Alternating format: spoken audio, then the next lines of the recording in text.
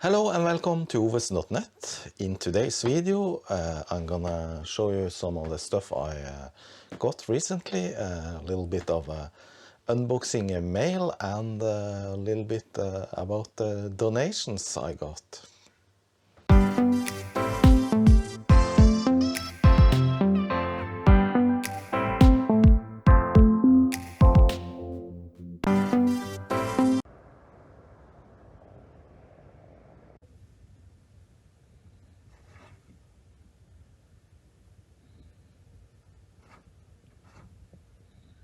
Another little package came in today, and it also from China Post, so China goodies.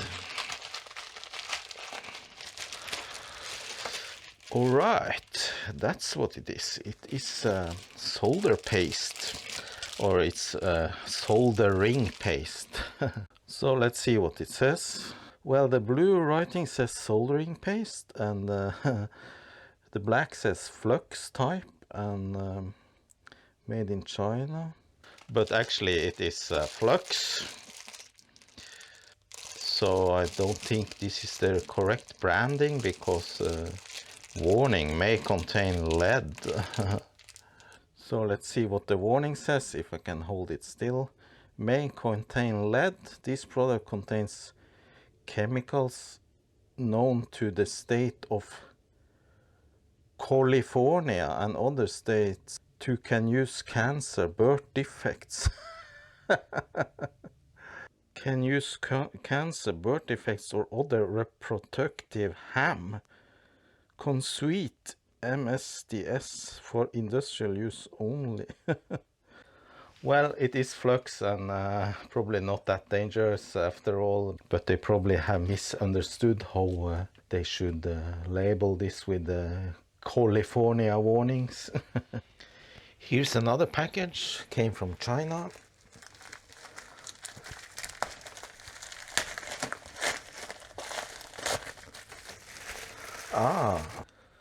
So these are a couple of electronic calipers that I ordered, and Chinaware, probably okay. And it even comes with a battery. So let's see if it works.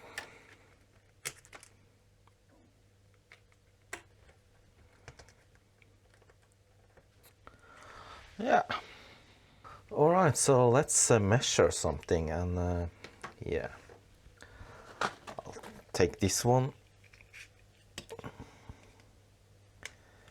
And this one is 19.9, 20 millimeters. Then let's check with my old caliper, which is just a manual one.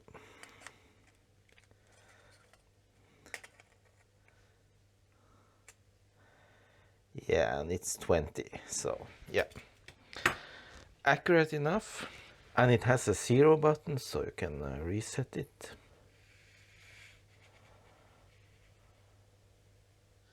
Next up is this little package that came today, along with 2 other packages. So let's take a look. It says Customs Declaration Gift, Commercial Sample. Alright, let's see what it is. Okay. So that actually came pretty quick, and what it is something I bought for, I think it was €0 from Wish. I only paid for postage, and it is those kinds of neodyme magnets. But yeah, they are pretty powerful. However, I thought they would be bigger. And as usual, when you purchase something on Wish, it is a little deceiving, the ads. The impression on the ad was that these were much larger, like this. You can actually use them as locks for small doors or lids if you want to keep something closed. Next little package is this one, sent from Universal Solder in Canada. So that means it's something solder related.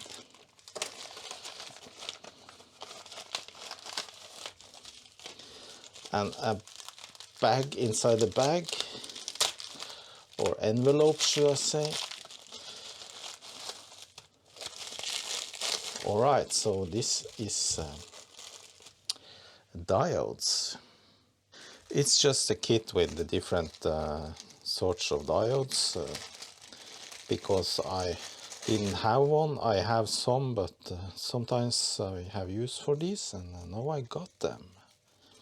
And this is the invoice. It actually says 100 diodes kit, different assortments, for a Canadian $4. But the total with the shipping and handling, $12. So the shipping and the VAT was actually twice the price of the diodes.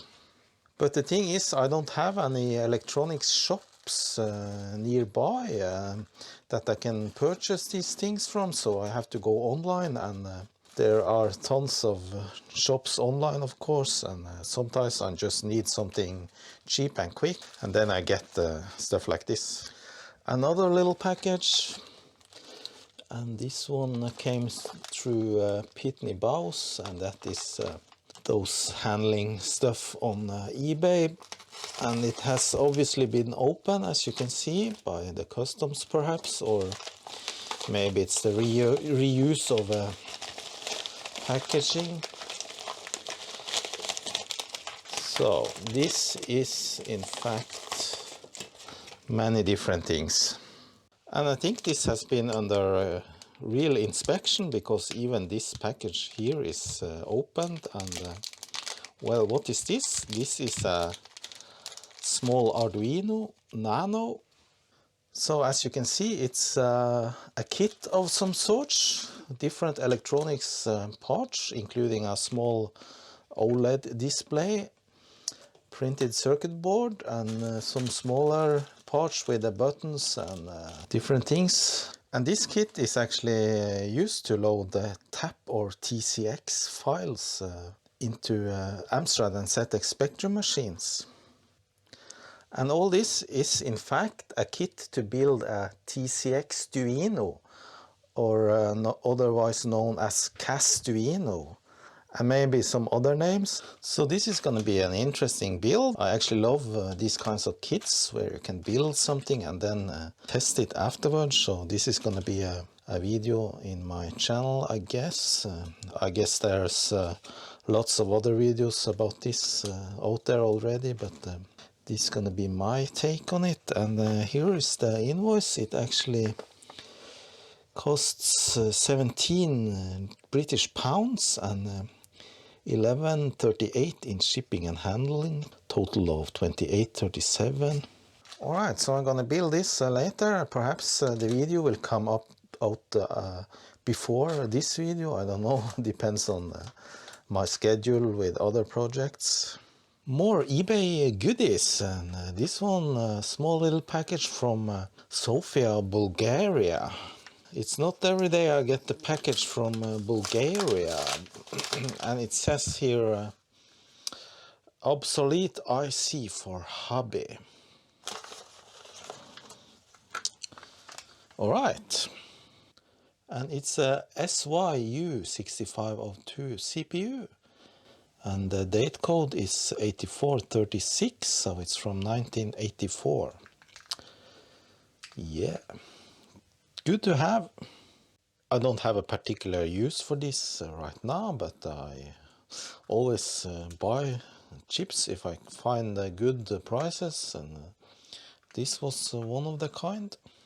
Next one comes from Portugal, and it says SD card reader to audio processor kit.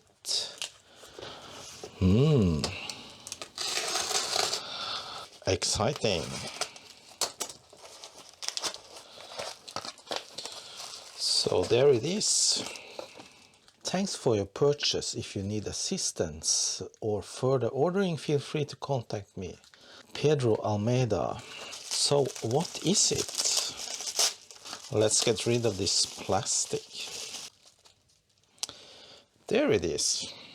Well, it's actually the same as you saw before in this video. This is the MaxDuino or TZXduino or CastDuino, whatever they call it. And difference is this is already built.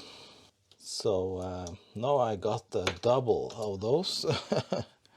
And it was 18 pounds and total 23 with shipping. So this seemed to be very nicely built. It's an Arduino microcontroller, of course, and you can attach a little OLED display, and this is the card reader module. I'm not sure if this comes pre-programmed or if I have to do it myself. I have to check that. Next package is this one, and it is from China again. However, this one is actually repacked in Norway, in Oslo, and that's new for me. I have never experienced China packages being repacked in Norway. So yeah, let's open.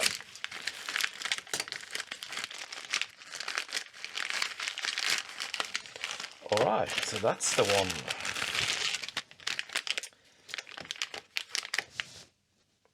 So this one I actually purchased just a couple of weeks ago. And, yeah, quick to arrive.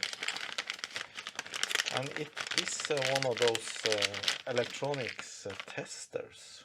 So they just send it like that, no box, no manual, no nothing. Well, that's the price you pay for having it cheap from China, I guess. So it says here a multi-function tester, TC1.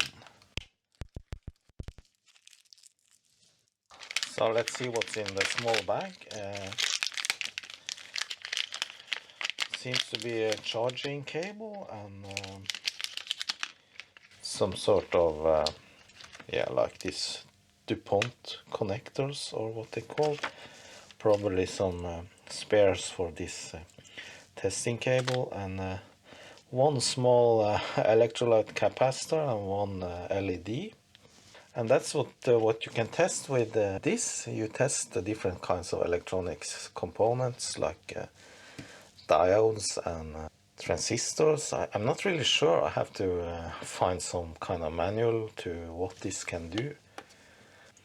It actually has charge on the battery. Let's insert something here and see if we can actually test this diode. Testing.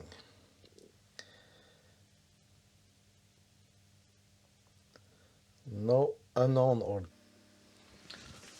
So I looked it up online and I found this user manual, and it says here it is a transistor tester that can detect transistors, MOSFETs, diodes, resistors, inductors, capacitors, automatic detection of Zener diode. It has an IR decoder and can show IR waveform display. So how do we operate this? So the transistor test area is this one, marked as number 3, and the Zener diode test area is the area here marked as 4. And then there are these numbers that you use that corresponds to what kind of component you want to test. So if you want to test a diode, you connect between 1 and 2 on that area. So I obviously did it wrong. So if I understand it correctly, this upper area and the 4 connectors down on the bottom area is for testing diodes and transistors, and if I connect a diode between 1 and 2, then it should test that diode. An LED is of course a diode. It's a light emitting diode. Alright, yeah, now it comes up as a diode, and forward voltage is 1.86 volts. That sounds correct to me. And I just tested it with the reversed polarity, and it works just the same, so yeah, that doesn't matter. So let's try this capacitor, which is 10 microfarad, 25 volts. I have to bend the legs a bit to make it fit.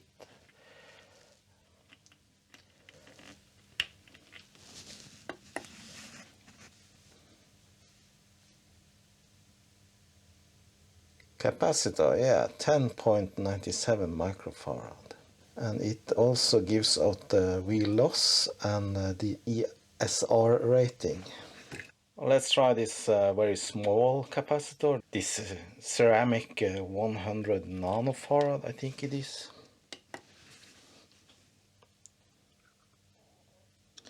Alright, 99.33 nanofarad, very accurate. So let's try with this big one, 10,000 microfarad, and see what it tells us.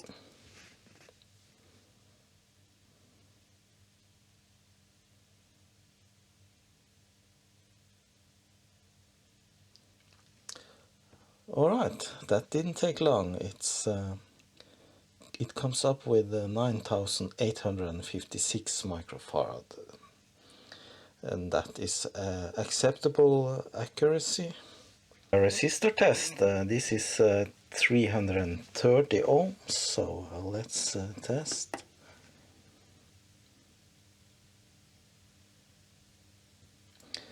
Resistor 325.9 ohms.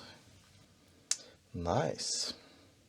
Final test, this little transistor. Not really sure about the value, I just took it out of my kit.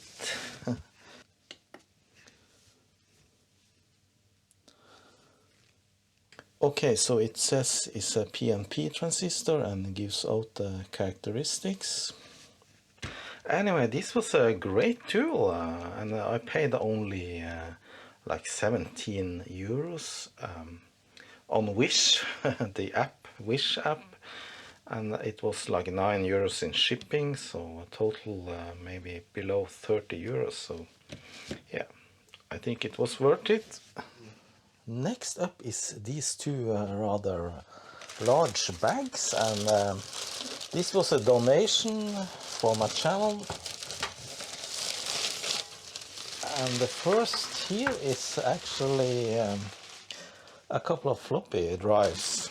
And this first floppy drive is actually at 5¼ inch floppy drive that can be used on my TZXduino, the Norwegian 8-bit computer from the 80s that runs CPM. I have actually made a couple of videos about that computer before, and I'm actually planning on making more videos about the TZXduino, and this floppy drive will come to use then. The other one is a 3½ inch floppy drive for an Amiga 500, or well, Amiga, and this wooden plate was for the transport. And in this bag we have different things. There's a bunch of 5¼ inch floppy diskette boxes full of disks, and all these are actually for the TZX100 machine I'm talking about. And for me it's unknown what's on these disks. Seems to be yeah, a lot of stuff. Basic 1.1 communication programs, Tiki Base, NDB1. Well, the deal with the guy who donated this to me is that I'm gonna transfer all these floppies to file. And with that I mean floppy disk image files that can be transported and shared on the internet. Other stuff in this bag is this 1530 cassette player for Commodore 64. And lastly, there are two power supplies. This one is I think for Amiga. And here's some sort of cable with a contact I have never seen. And the second power supply is for the Commodore 128, or vice versa, I'm not really sure now. Next is even more stuff that was donated to me here locally by hand delivery. And first bag is full of 3.5-inch floppy diskette boxes. Gonna take a look at those. So this is a various collection of discs, and first is a copy of WordPerfect 5.1, and then we have some IBM discs for OS2. Nice. IBM OS2 operating system. This seems to be some add-ons. And what we got here says also IBM, and this is in fact the complete installation discs for IBM OS2 Warp. 13 discs. Nice. Here are some MS-DOS stuff. Yeah, MS-DOS, and there's Windows. No, it's MS-DOS 5. Here is Windows 3.1 installation discs. And in this we have some Mac stuff. Macintosh System 7 install. Yeah, there's even installation discs, disk tools, and some Red Hat diskettes. And the final box contains even more OS2 Warp stuff. Some drivers, I think. Bonus pack, Hyper Access Lite for OS2. Faxworks for OS2. So that's nice to have. Might come in some video someday. This bag also contains a lot of different things. I'm not really sure what it is, only that it was donated to me as old electronic stuff. First thing is PCICIA card reader writer for IDE interface. So this is actually a PCICIA card reader / writer, which let you use CF card, compact flash cards in a computer. And this is actually nice to have, because I actually don't have one of these from before. So yeah, I'm gonna test out this later. Then I got this, the smart Wi-Fi doorbell. Well, I'm not really sure what I can use that for, except for as a doorbell. This one is a wireless LAN PCI adapter, kind of heavy. Yeah, and oh, there's even some tape reader inside there. And this is just a Wi-Fi card. Alright, so I think actually the contents is not the same as the box. This is not some wireless card. It's actually, this is the controller card for this one. I first thought it was some kind of tape, backup tape reader or something, but it actually is a card. Yeah, you can insert two PCICIA cards, I think. I have to look it up. And judging from the cables and everything, it seems to be never been used at all. Finally, I got this box here, which says Advantech, and Yeah, it contains some cables, driver disk,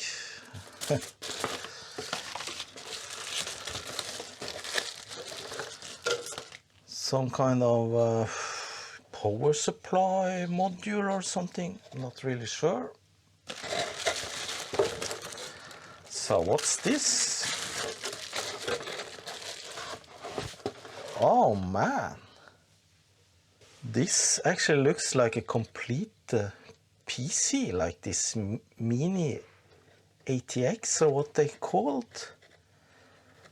Yeah, it actually has all the all the ports that the PC have, and a CPU, and even a memory module. Huh.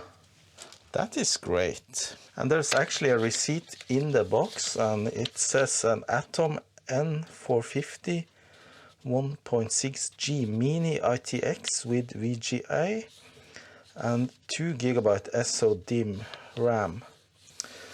And the date on this is actually 2011, so that's not so old, 10 years old.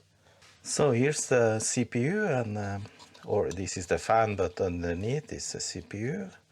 I guess it's probably some Intel Atom, and it has one PCI slot and 2 IDE. Yeah, so this can be used to build a little computer. Yeah, and I actually found this little pamphlet with information about this, and it has Intel Atom N450 up to 2 GB. It has a SATA 2 interface, CF interface, and it actually has GPIO 8-bit general purpose input output. Nice. And it has 2 LAN ports. So this is actually meant for embedded systems, not for like office or home use. Another little package, and this one is coming from UK, so let's see what it is. I don't remember, something I found on eBay. Oh, now I remember. Yeah. 2 integrated circuits, and this is actually 2 ICs for the Amiga, and it's actually the 8520 CIA chips for that can be used on an Amiga 500, for example. Next package is also some chips, if I don't remember wrongly, and this one was sent from Norway, Norwegian seller. Big envelope. And these are also for Commodores, but not the Amiga. These are for Commodore 64s. And these are in fact also CIA chips, but they are for the Commodore 64, as I said, and it is 6528. This one is a CSG 6528B variant. And these are very often broken on the Commodore machines and need replacement, and they're not that easy to find anymore, so if I stumble across some of these, I buy them. So this just goes into my little Commodore 64 parts box. Alright, hopefully this isn't too boring, but this one I think is more interesting. This is a little goodie box sent from Germany.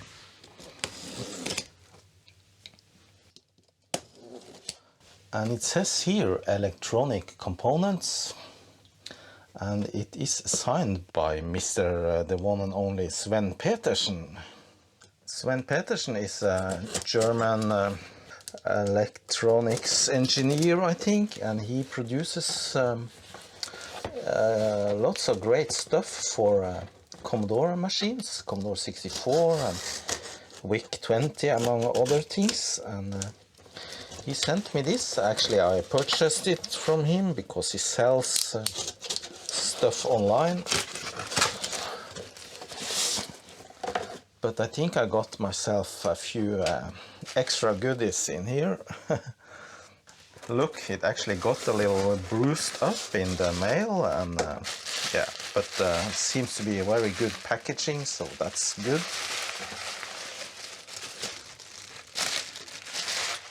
Okay, so everything seems to be intact. The hole in the box was on the correct side of the box. Now this is actually parts for upcoming projects, and what I initially ordered from him was the VIC-20 hyper expander.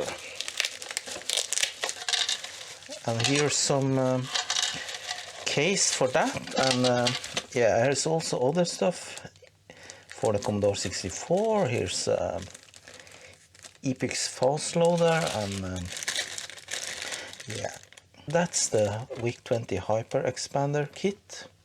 Great stuff.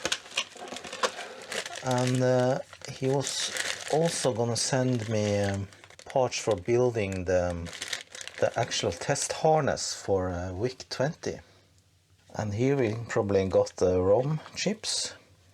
Yeah, that's a super expander, RAM test, some other chips. So some great stuff coming up in some videos in the future. Right now I'm just gonna put it back in the box and jump to the next package.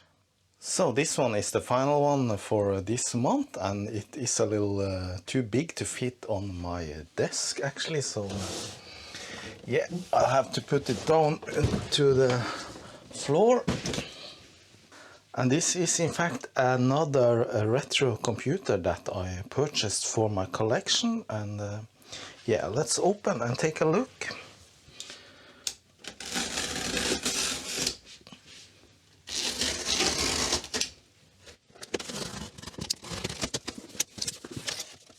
Yeah, and you already see what kind of machine this is. It's a Sharp MC700. This is peeking and poking. Yeah. Basic programs.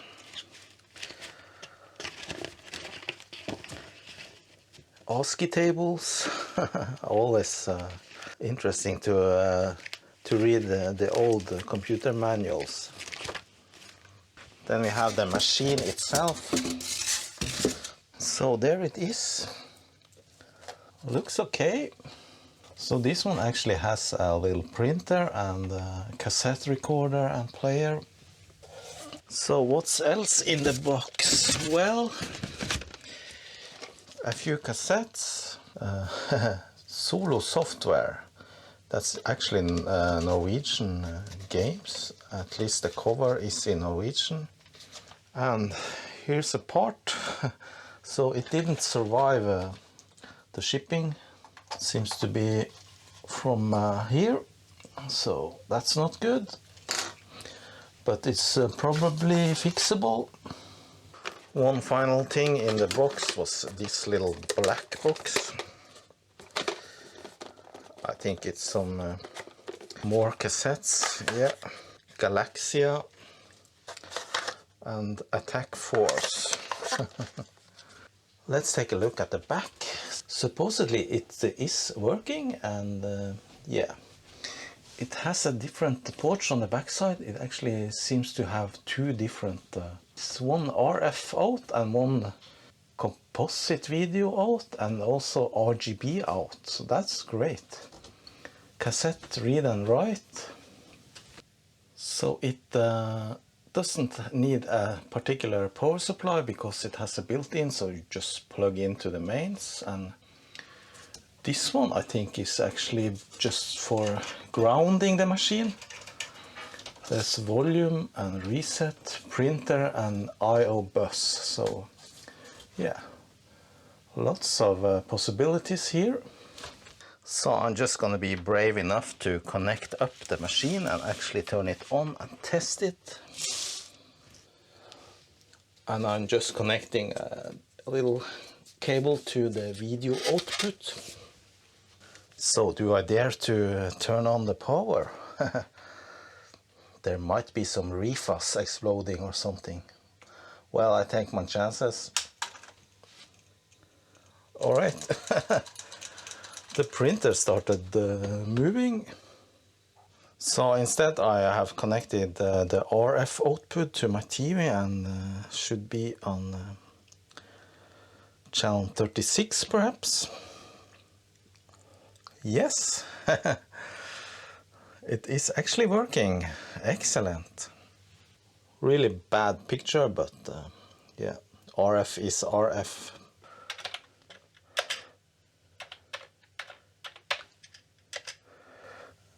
Keyboard seems to work just fine. So I guess I need to do some research on this machine before I actually start using it. And then I will probably do some restoration work and more exploration and research on this machine. Maybe try to find some paper that can fit. Anyway, the machine is working and that's great, and this will probably show up in some video sometime, but for now it's just going to be stored away for a little while. Alright, that was it for this month's packages and donations. I hope you enjoyed it, and I just want to say thanks for watching, and I hope you will subscribe to my channel if you find it interesting. And also a big thanks to my supporters at Patreon. See you, bye bye!